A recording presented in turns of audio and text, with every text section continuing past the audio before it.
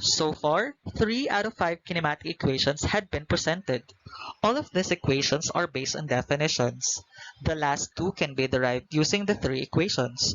From equation 2.1, which is x is equal to v times t, substituting the expression for v from equation 2.3 and x which is equal to vt, we obtain x which is equal to v plus v sub 0 times t over 2. From equation 2.2, v is equal to v sub 0 plus a times t. Substituting this expression in 1, we now have x which is equal to the quantity v sub 0 plus a times t plus v sub 0 times t over 2. Simplifying, the fourth kinematic equation is derived. We now have x which is equal to v sub 0 times t plus 1 half a times t squared. For the last kinematic equation, from equation 2.2, which is A is equal to V minus V sub 0 over T, we manipulate the equation and we obtain T is equal to V minus V sub 0 over A. Substituting this expression in 1, we have x is equal to the quantity V plus V sub 0 over 2 times the quantity V minus V sub 0 over A. Simplifying, the fifth kinematic equation is derived, and that is 2ax is equal to v squared minus v sub 0 squared. For example, a drag racer starts her car from rest and accelerates at 10 meters per second squared for the entire distance of 400 meters or 1/4 of a mile. How long did it take the car to travel this distance? What is the speed at the end of the run? To solve this problem, the racer moves in one dimension, along the x-axis say, with constant acceleration 10 meters per second squared. We can take her initial coordinate to be in initial position is equal to 0. She starts from rest, so that the initial velocity is equal to 0. Then the location of the car is given by x which is equal to v sub 0 times t plus 1 half at squared. Substituting the values, we have x is equal to 0 times t plus 1 half times 10 meters per second squared t squared. We want to know the time at which x is equal to 400 meters.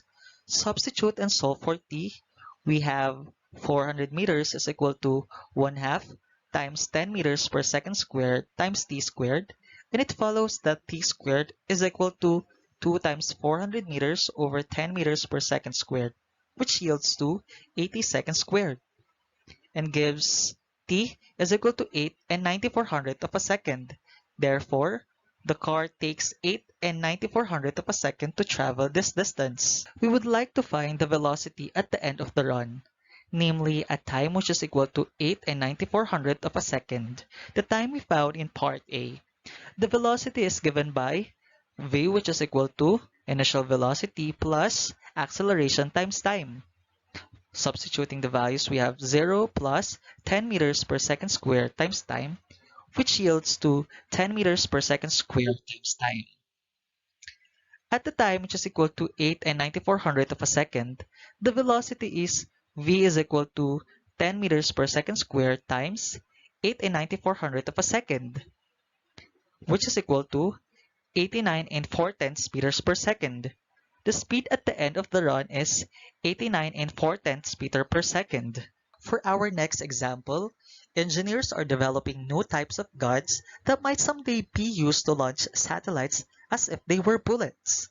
One such gun can give a small object a velocity of 3 and 5/10 kilometers per second, moving it through only 2 centimeters.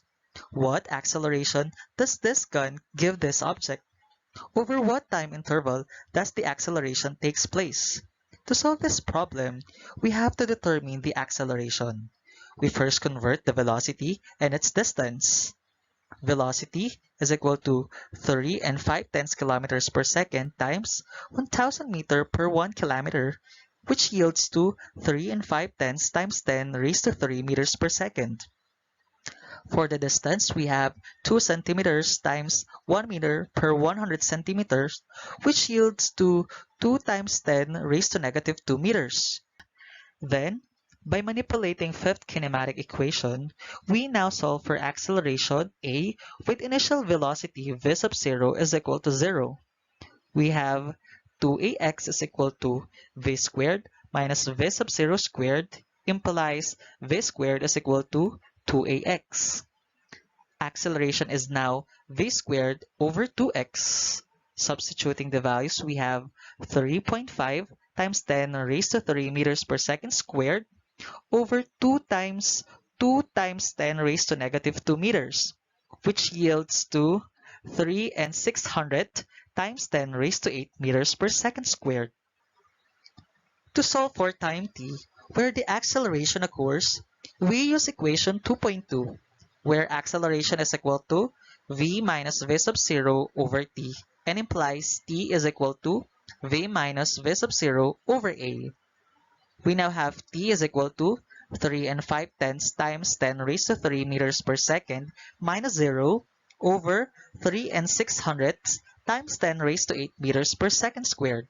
Performing the indicated operations, we obtained t, which is equal to 1 in 14 hundredths times 10 raised to 5 seconds, or 11 in 4 tenths microseconds.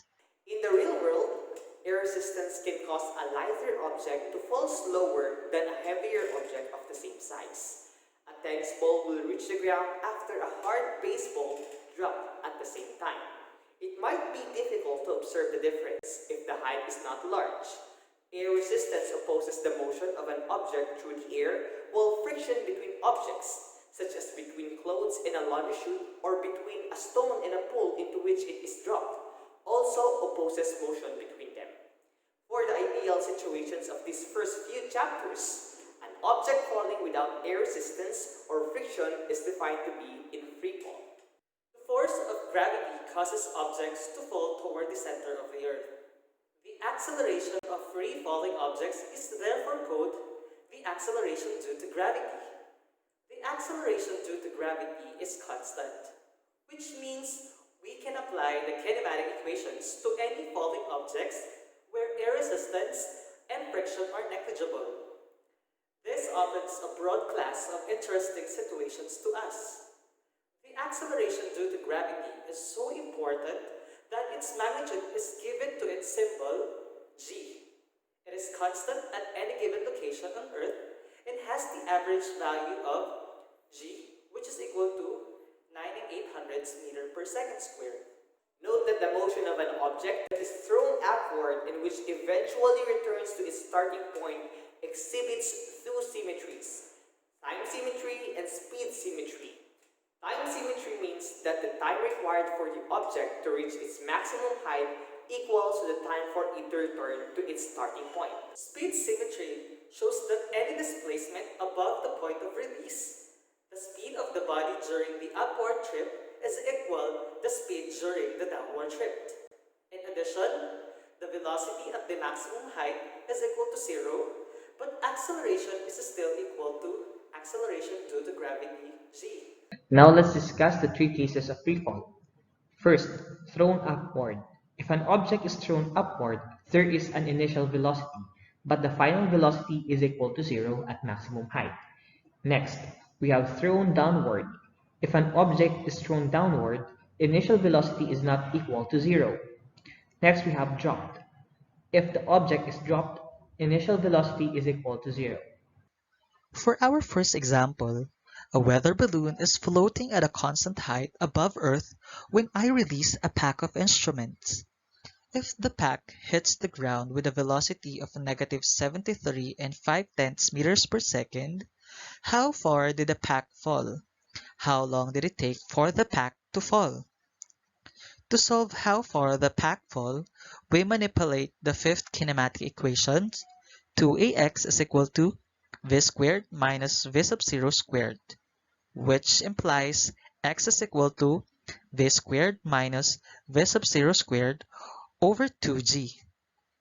Substituting the values, we obtained x, which is equal to negative 73 and 5 tenths meters per second squared minus 0 squared over 2 times negative 9.8 meters per second squared, which yields to negative 275 and 6300 of a meter.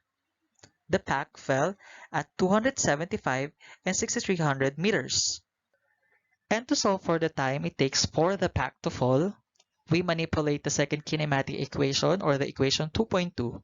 We solve for the time t when the pack fell.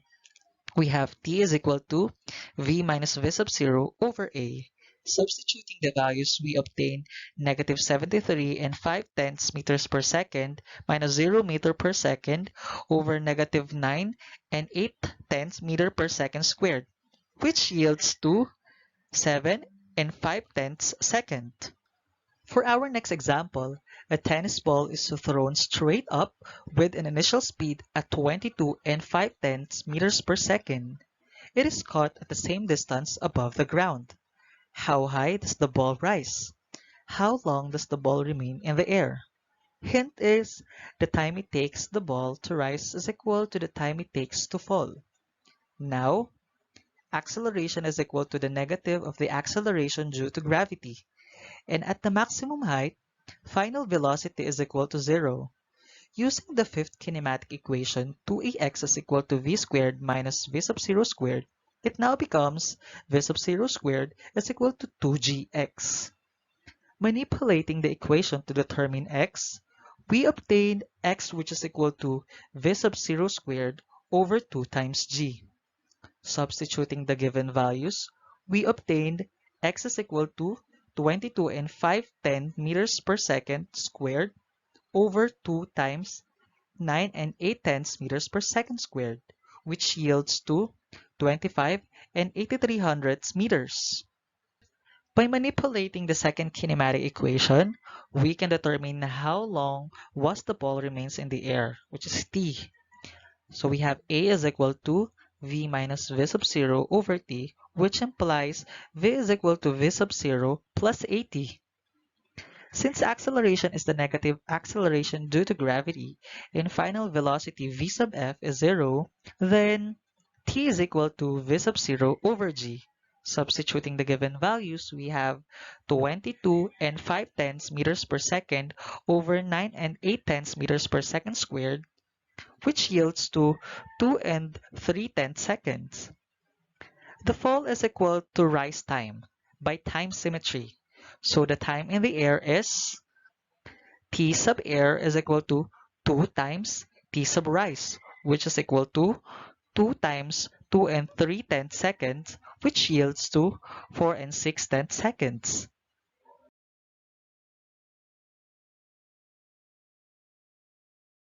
Thank you very much for watching. We hope that you learned.